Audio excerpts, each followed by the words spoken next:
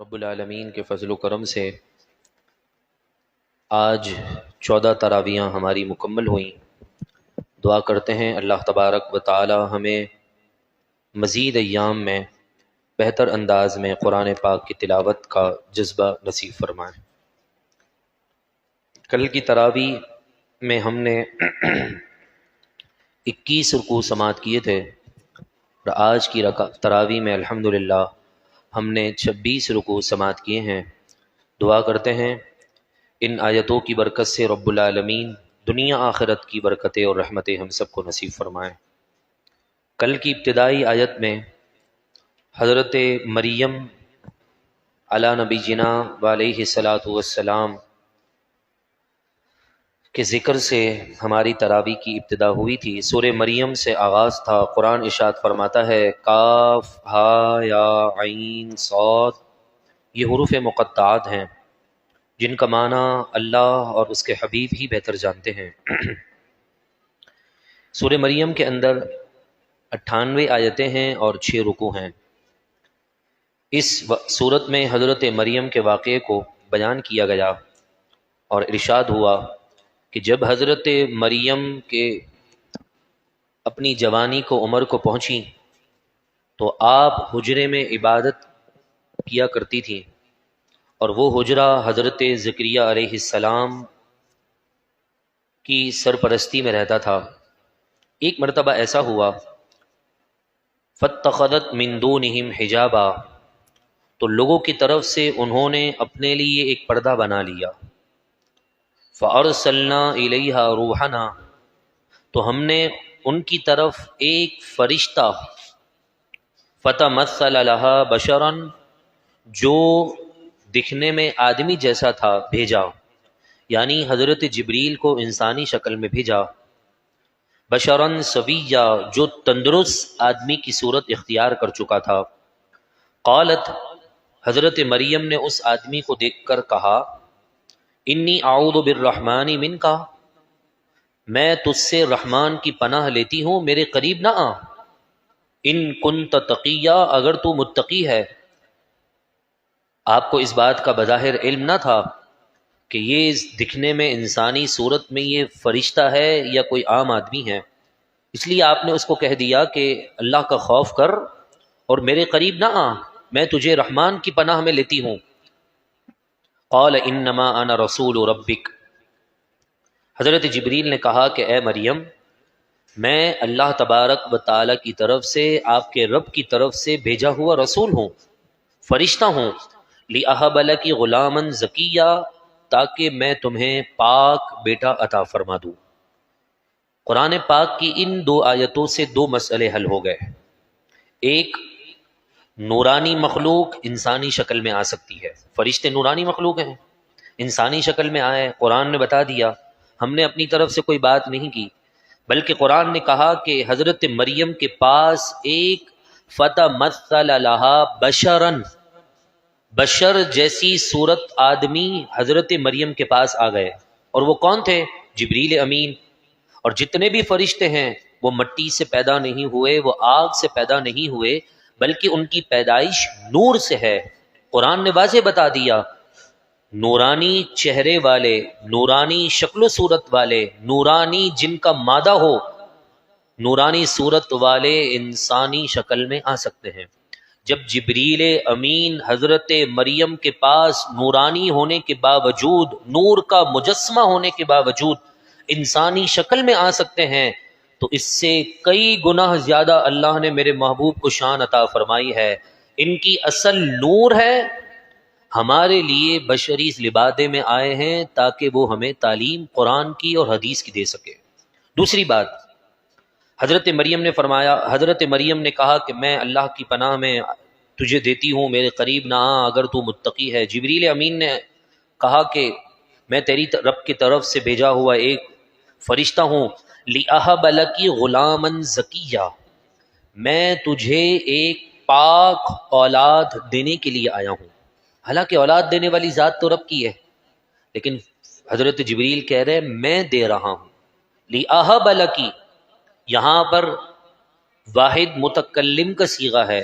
عربی گرامر سے وابستہ لوگ اگر اس بات کو سمجھیں کہ واحد متکلم کا معنی ہوتا ہے کلام کرنے والا خود، واحد واحد متکلم کلام کرنے والا، واحد متکلم کہتے ہیں میں خود کلام کروں، تو کہہ رہے ہیں لی اہب لکی، میں اپنی طرف سے تمہیں ایک فرزند عطا کرنے والا ہوں۔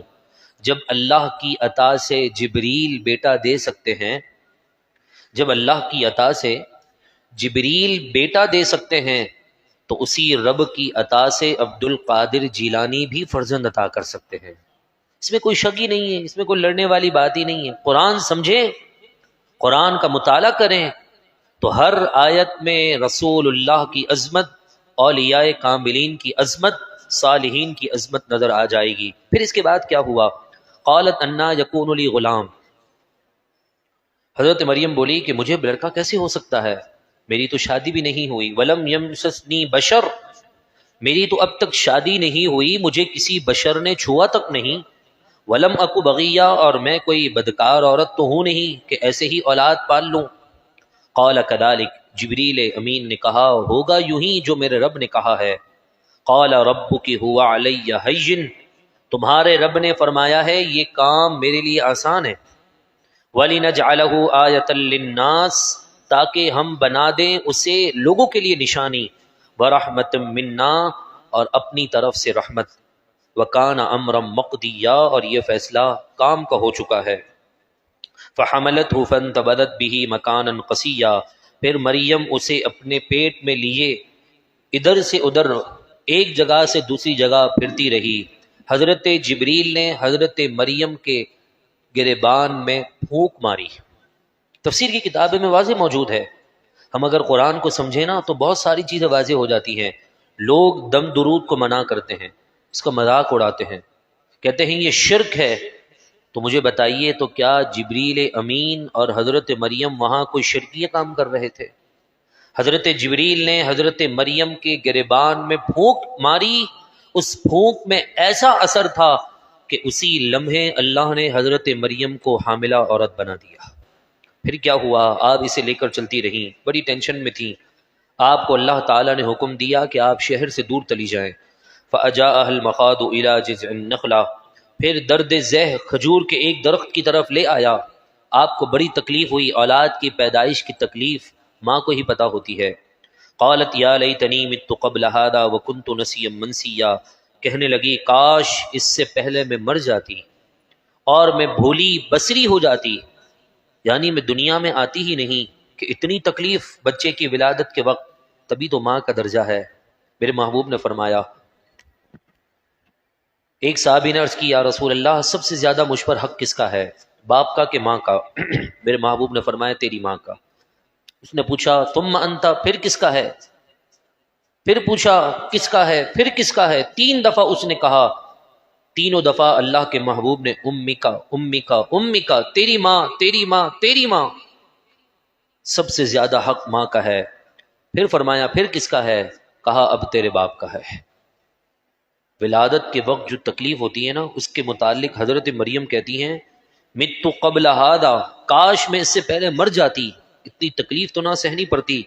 فناداها من تحتها اللہ تحزنی قد جعل ربک تحتک سریا، درخت کے نیچے سے فرشتے نے انہیں پکار کر کہا اے مریم غمگین نہ ہو، بے شک تمہارے رب نے تمہارے لیے ایک نہر جاری کر دی ہے۔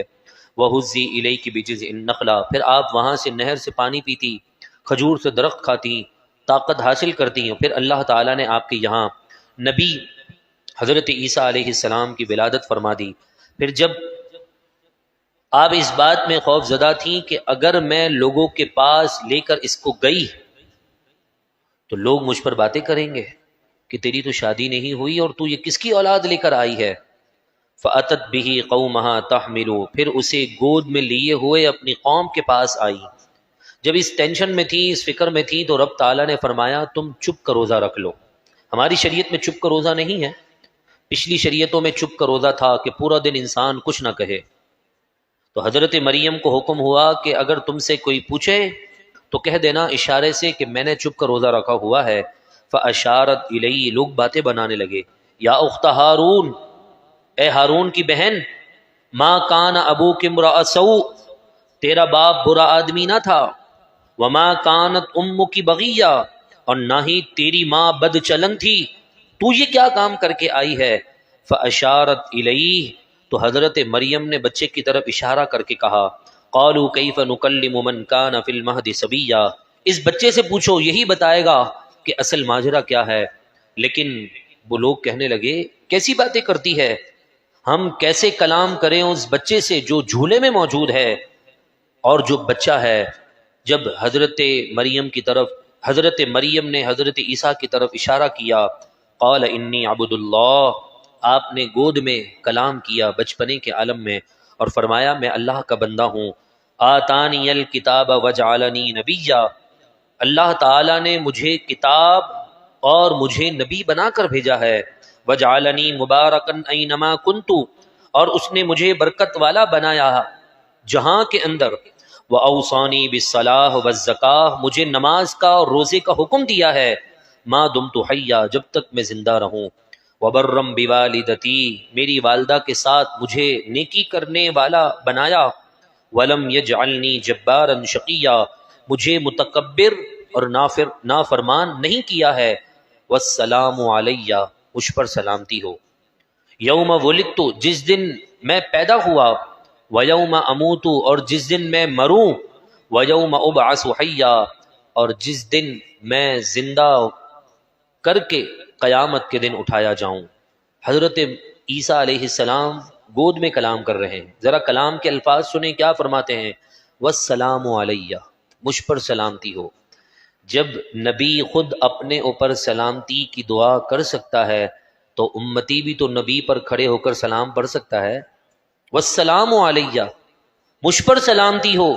جب نبی خود سلامتی کی دعا کرے، سلام کرے اپنے آپ کو، سلام بھیجے اپنے آپ کو، تو امتی اگر نبی پر سلام بھیج دی تو اس میں مضائقہ کیا ہے، اس میں جھگڑا کس بات کا ہے؟ قرآن سمجھے نا، بات تو قرآن کی دعوت فکر کی ہے۔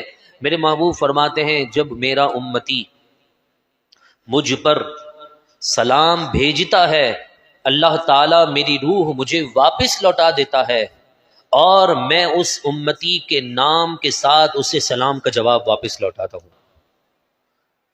نبی کی سلامتی کی دعا مل جائے۔ سیدنا صدیق اکبر رضی اللہ تعالیٰ عنہ کے گھر پر حضور ایک مرتبہ تشریف لے گئے، دروازہ بجا رہے ہیں، باہر کھڑے ہو کر السلام علیکم، السلام علیکم، السلام علیکم، بار بار دروازہ بجاتے ہوئے سلام کر رہے ہیں، لیکن اندر سے دروازہ نہ کھلا۔ اور شریعت کا مسئلہ ہے کہ جب 3 مرتبہ سلام ہو جائے نا تو واپس چلے جاؤ۔ آج کی رکعتوں میں ہم نے یہ بات بھی سماعت کی ہے تلاوت میں، واپس ہو جاؤ، برا نہ مانو، ہو سکتا ہے کسی کام میں مشغول ہو وہ بندہ، گھر والے۔ جیسے ہی حضور واپس ہونے کے لیے مڑے ہی سیدنا صدیق اکبر نے فوراً دروازہ کھول دیا اور پوچھا رسول اللہ صلی اللہ علیہ وسلم نے، ابو بکر کیا میرے دروازے کی دستک کی آواز نہیں آ رہی تھی، میرے سلام کی آواز نہیں آ رہی تھی؟ اللہ اکبر، عاشق ہو تو صدیق اکبر جیسا۔ فرمایا یا رسول اللہ آپ کے سلام کی آواز بھی آ رہی تھی، بلکہ آپ آئے نہیں تھے اس سے پہلے آپ کے قدموں سے پتہ چل گیا تھا کہ آپ آ رہے ہیں، مگر میں دروازہ کھولتا تو 1 مرتبہ سلامتی کی دعا ملتی، مگر دروازہ تاخیر سے کھولنے کی وجہ سے امام الانبیاء کی دعا مجھے 3 مرتبہ مل چکی تھی۔ تو امتی اگر سلام کرے اور نبی جواب نہ دے، یہ کیسے ممکن ہے؟ اور پھر اس حدیث نے تو مسئلہ بھی حل کر دیا۔ لوگ کہتے ہیں نبی نعوذ باللہ من ذالک قبر میں ہے نہیں، مر گئے، کیا ہے کیا نہیں ہے، ان کی بکواس تو اپنی طرف۔ میرے محبوب نے فرما دیا نا، میرا امتی مجھ پر سلام بھیجتا ہے، اللہ میری روح لوٹا دیتا ہے۔ میں آپ سے پوچھتا ہوں دنیا میں کتنے مسلمان ہیں، کتنے حضور کے عاشق ہیں؟ کہیں نہ کہیں سے کوئی نہ کوئی تو حضور پر سلام پیش کر ہی رہا ہوگا۔ گویا اللہ کے محبوب کی روح قبر انور میں حضور کے جسم اقدس میں موجود ہیں، اور وہ امتیوں کو ایسے دیکھ رہے ہیں جس طرح ہم ہتھیلی کو دیکھ رہے ہوتے ہیں۔ یہ اللہ تعالیٰ نے میرے محبوب کو شان عطا فرمائی ہے۔ یہی مسئلہ حاضر ناظر کا بھی ہے۔ حاضر کہتے ہیں موجود رہنا، ناظر کہتے ہیں دیکھنا، کہ اللہ کے محبوب اپنی قبر میں حاضر ہیں، موجود ہیں، اور اللہ کی عطا سے سب دیکھ بھی رہے ہیں، اور جس کی چاہتے ہیں مدد بھی فرما دیتے ہیں۔ یہاں تک کہ ایک نوجوان مدینہ منورہ جانے کے لیے بڑا بےتاب تھا، دیہات کا رہنے والا تھا، گاؤں گوٹ کا رہنے والا تھا، بس حضور سے محبت تھی، تھوڑے تھوڑے کر کے پیسے جمع کر رہا تھا اور بالآخر وہ لمحہ اس کی زندگی کا آ ہی گیا کہ اسے مدینے جانے کا موقع مل گیا، بلاوا نصیب ہو گیا۔ اور وہاں آپ کو پتہ ہے سب عربی ہوتے ہیں، ایک عربی خالص ہیں جو پکے عاشق ہیں، جو آئے ہوئے مہمانوں کی بڑی تعظیم کرتے ہیں، اور ایک ہے ایکسپورٹ کیے ہوئے جو باہر سے عربی کا لبادہ اور کر وہاں پر موجود ہیں۔ ان کی بات نہیں ہو رہی، وہ تو بدبخت قسم کے لوگ ہیں جو مہمانان رسول کو جھاڑکتے بھی ہیں۔ اب بیچارے کے ساتھ ایسا ہی ہوا، جس سے بھی بات کرو عربی میں جواب دے، اس کو پتہ ہی نہ چلے۔ جب جانے لگا تھا تو مسجد، اپنے علاقے کی مرکزی مسجد کے امام سے سن کر گیا تھا کہ وہاں جنت کا ایک ٹکڑا ہے جسے ریاض الجنہ کہتے ہیں، اور یہ بھی اس نے سنا اپنے امام صاحب سے کہ جو جنت میں چلا جاتا ہے واپس نہیں آتا۔ اب لوگوں سے پوچھے کہ جنت کا ٹکڑا کہاں ہے، جنت کا ٹکڑا کہاں ہے، لوگ اسے جھاڑ دیں، کوئی جواب اس کی بات ہی نہ سمجھ پائے۔ بالآخر وہ مایوس ہو گیا اور گنبد خضرا کے سامنے کھڑا ہو کر کہنے لگا، میں تو آپ کا مہمان ہوں، لوگ مجھے جھاڑتے ہیں، آپ ہی کچھ کرم کیجیے اور مجھے بتائیے جنت کا ٹکڑا کون سا ہے۔ اور میں نے یہ سنا ہے کہ جو جنت میں چلا جاتا ہے نکلتا نہیں ہے، بس مجھے جنت میں جانا ہے تو نکلوں گا نہیں۔ بس کرم ہو گیا اس کی زندگی میں۔ خود رسول اللہ صلی اللہ علیہ وسلم جالی مبارک سے باہر تشریف لائے، دیکھنے والوں نے دیکھا کہ حضور اس کے قریب چل کر گئے اور اس سے کہا، یہی ٹکڑا تیرے لیے جنت کا ہے۔ مسجد نبوی کے باہر کے صحن کی طرف اشارہ کر کے کہا، اور ایک اللہ والے نے خواب میں اللہ کے نبی کا دیدار کیا ہوا تھا، جب اس نے اپنی آنکھوں سے اس دیہاتی کے پاس دیکھا کہ حضور وہاں موجود ہیں، بس یہ کہا کہ یہ جنت کا ٹکڑا تیرے لیے ہے۔ اتنا کہنے کے بعد حضور علیہ الصلاۃ والسلام لوگوں کی آنکھوں سے غائب ہو گئے۔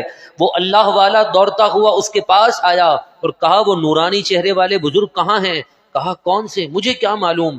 کہا، تم یہاں کیا کر رہے ہو؟ کہا، میں تو لوگوں سے جنت کا ٹکڑا پوچھتا تھا، کوئی آ کر بتا گیا کہ یہی جنت کا ٹکڑا تیرے لیے ہے۔ نماز عصر کی بات کا وقت ہے، نماز مغرب ہوئی، نماز مغرب کی تیسری رکعت کے دوسرے سجدے میں اس کی روح رب کو پیاری ہو چکی تھی۔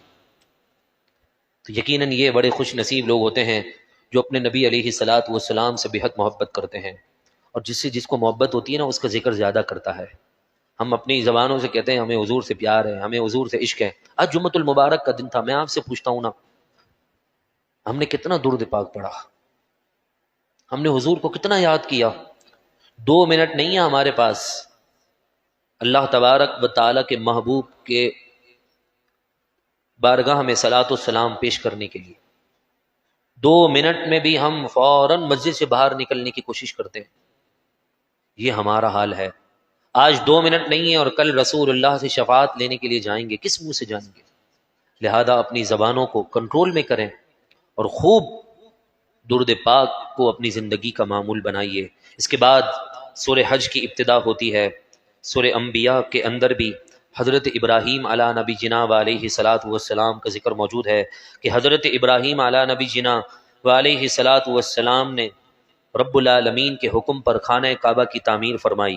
مقام ابراہیم آج اتنی ترقی ہونے کے باوجود لفٹ سسٹم ہے نا، جو انسان کو اٹھا کر اوپر لے جاتی ہے اور نیچے لے آتی ہے، لیکن آج سے ہزاروں سال پہلے اللہ تعالیٰ نے وہ لفٹ سسٹم حضرت ابراہیم کے لیے پہلے ہی کر دیا تھا۔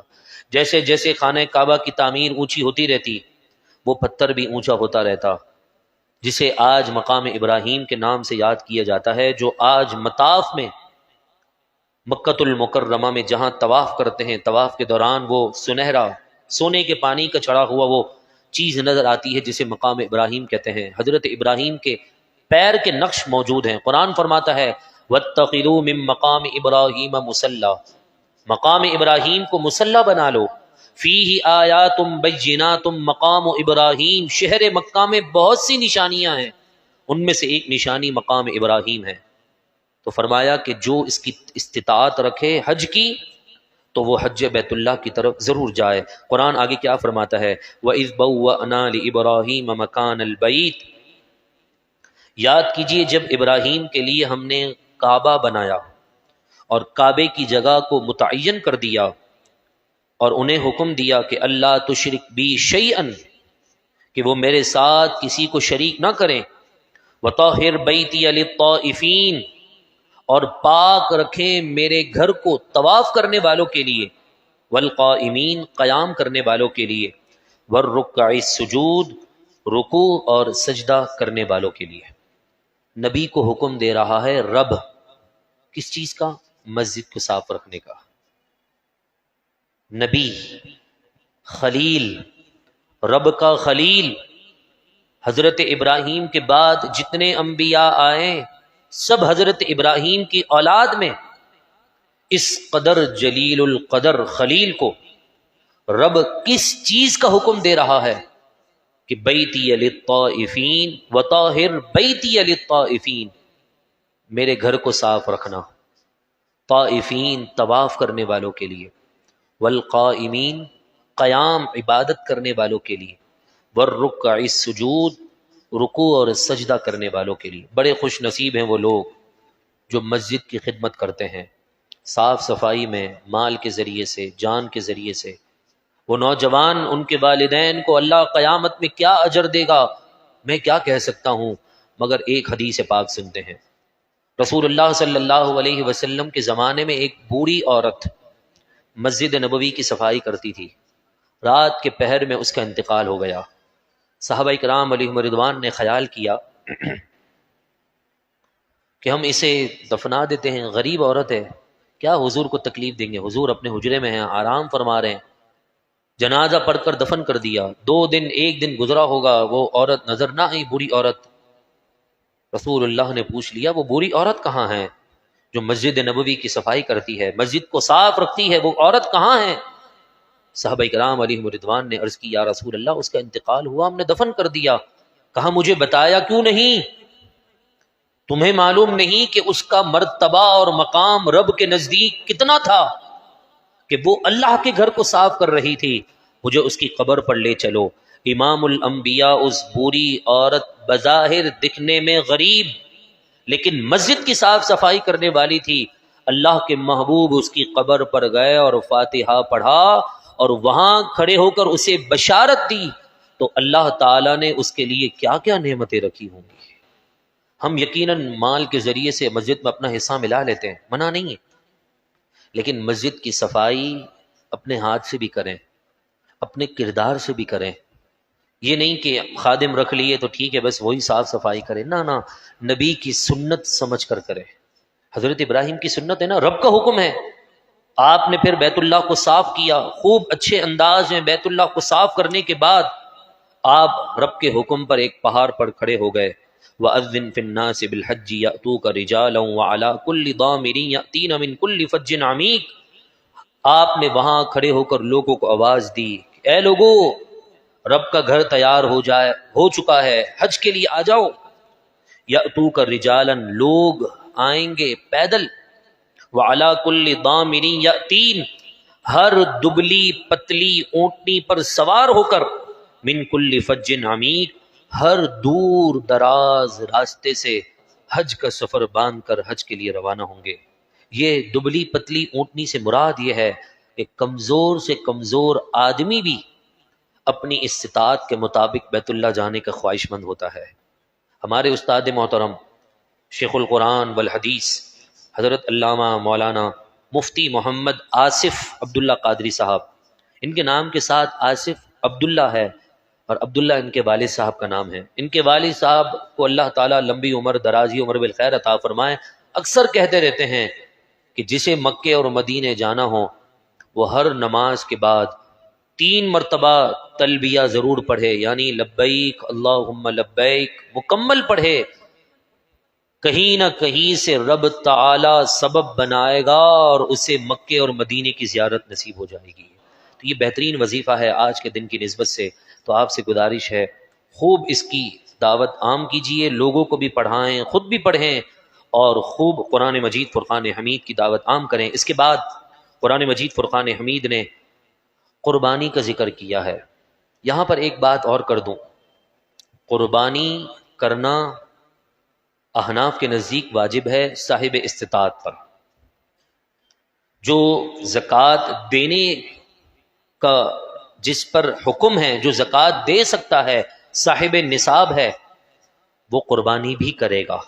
ہر فرد کے گھر کی قربانی الگ، یہ نہیں کہ گھر کے باہر ایک بکرا لا کر کھڑا کر دیا، ماں کا بھی حصہ اسی میں تو بہن کا حصہ بھی تو اسی میں، بہن بھائی کا بھی تو بیوی کا بھی تو بچوں کا، نہ کسی کی قربانی نہیں ہوگی۔ اگر آپ ایک بکرے کی قربانی کی طاقت رکھتے ہیں، کسی ایک کی کر لیں، اپنی کر لیں، بیوی کی کر لیں، ماں کی کر لیں، بھائی کی کر لیں، والد کی کر لیں، سب کا مشترکہ نہیں ہوگا۔ لاکھوں کماتے ہیں، ہزاروں کی انکم ہے، قربانی آپ پر لازم ہے، قربانی کریں۔ آپ اپنا پچھلا قرضہ بھی اتاریں رب کی جانب سے، جو اللہ نے اتنا دیا، قربانی کرنے میں کس بات کی شرم ہے؟ جتنا دیں گے، ایک دیں گے، رب تعالیٰ 700 گناہ بر کر عطا فرمائے گا۔ اور ویسے بھی آپ نے دیکھا ہوگا، ہم گھروں میں مرغی کھاتے ہیں، بکرے کھاتے ہیں، گایاں کھاتے ہیں، 365 دن چل رہا ہوتا ہے، لیکن اس جانور کی تعظیم کا حکم نہیں ہے، اس جانور کی تعظیم کا حکم نہیں ہے۔ مگر جس جانور کو حضرت ابراہیم کی سنت کے ساتھ نسبت ہو گئی کہ یہ اللہ کی راہ میں قربان ہوگا، اب کہا یہ شعائر اللہ بن چکے ہیں۔ ذالک ومن یعظم شعائر اللہ، جو تعظیم کرے اللہ کی نشانیوں کی، فإنها من تقوی القلوب، تو بے شک یہ دلوں کے تقوی میں سے ہے۔ ہمارے یہاں پر نوجوان پوری رات جانور بھگاتے ہیں، دمیں مورتے ہیں، مورے اتنی تیز کس کے باندھ کر ان کو بھگا رہے ہوتے ہیں، اور یہ جانور قیامت کے دن میرے لیے اور آپ کے لیے پل صراط پر انتظار میں ہوں گے۔ اگر آج ہم یہ سمجھیں کہ آج سے ہم 50 سال پہلے چلے جائیں، ہم اسٹاپ پر جائیں، وہاں ٹانگا نہ ہو، گھوڑا گاڑی موجود نہ ہو، اور ہمیں آفس پہنچنا ہو، کتنی دشواری ہوگی۔ اگر مل جائے وقت پر، ہم سوار ہو کر اپنی منزل چلے جائیں تو کتنا مزہ آ جائے۔ اب اس بات کو ذرا اس طرح سمجھیے، جب پل صراط پر پہنچیں گے، وہاں جانور موجود ہوں گے، ہم نے انہیں ستایا ہوگا تو وہ وہاں ہمیں ستائیں گے۔ ہم نے آج ان کی تعظیم کی ہوگی، ادب کیا ہوگا، ان کا احترام کیا ہوگا، تو یہ ہمیں سوار کر کے پل صراط پار کروا دیں گے۔ ورنہ یاد رکھیے گا، بدلہ سب کا پورا ہونا ہے۔ بدلہ اتنا ہے کہ اگر بکرے نے بکرے کو سینگ مارا تو رب تعالیٰ دوسرے بکرے کو بھی سینگ دے دے گا کہ بدلہ پورا کر لے۔ جب آپس میں جانوروں کا انصاف اتنا ہے تو پھر ہم کیا کر رہے ہیں؟ تو ہمیں چاہیے کہ ہم قربانی میں آئے ہوئے جانوروں کی تعظیم کریں، یہ تقوی میں سے ہے۔ اور بعض لوگ بڑے بڑے تگڑے جانور لے آتے، 10 20 لاکھ کا ایک جانور، 70 لاکھ کے جانور، اللہ اکبر۔ دکھلاوا نہیں ہوگا، ہم حسن ظن رکھتے ہیں، مگر 70 لاکھ کا ایک جانور لانے کے بجائے لاکھ والے 70 ہزار والے لے آتے تو کتنے غریبوں کا فائدہ ہو جاتا۔ آج بھی شہر کراچی میں سینکڑوں گھر ایسے ہیں جن کے گھروں میں گوشت کی نعمت نہیں ہے۔ میں صحیح کہہ رہا ہوں، رب نے دیا ہے نا تو شکر کریں۔ فریج بھرنے کے بجائے قربانی کے دنوں میں غریب بستیوں میں جا کر بانٹیں۔ اللہ نے آپ کو دیا ہے تو آپ یہ کریں۔ 70 لاکھ کا ایک جانور لینے کا کیا تک بنتا ہے؟ لاکھ کے لے لیں ہم، اور پھر اس کو تقسیم کر دیں غریبوں میں جا کر۔ کتنے مستحقین ہیں، حضور کے غلام کیسے ہیں، مگر افسوس ہمیں اپنی واہ چاہیے ہوتی ہے۔ تو فرمایا لن ینال اللہ لحومها ولا دماؤها ولکن ینالہ التقوی منکم، اللہ کو ہرگز نہ پہنچے گا ان کا گوشت، نہ ان کا خون، ولکن ینالہ التقوی منکم، لیکن تمہارے دل کا تقوی رب کی بارگاہ میں ضرور پہنچے گا۔ تو اخلاص کے ساتھ قربانی کرنی چاہیے۔ اللہ تبارک و تعالی سے دعا ہے رب العزت ہم سب کو، ہمارے گھر والوں کو ان باتوں پر عمل کی توفیق عطا فرمائیں۔ گفتگو کے دوران کوئی بات، کوئی جملہ جس سے توبہ لازم ہو، رب کائنات معاف فرمائیں، میرا اور آپ کا حامی و ناصر ہو۔ وما علینا الا البلاغ المبین۔ الحمدللہ رب العالمین، والعاقبۃ للمتقین والصلاۃ والسلام علی سید الانبیاء والمرسلین۔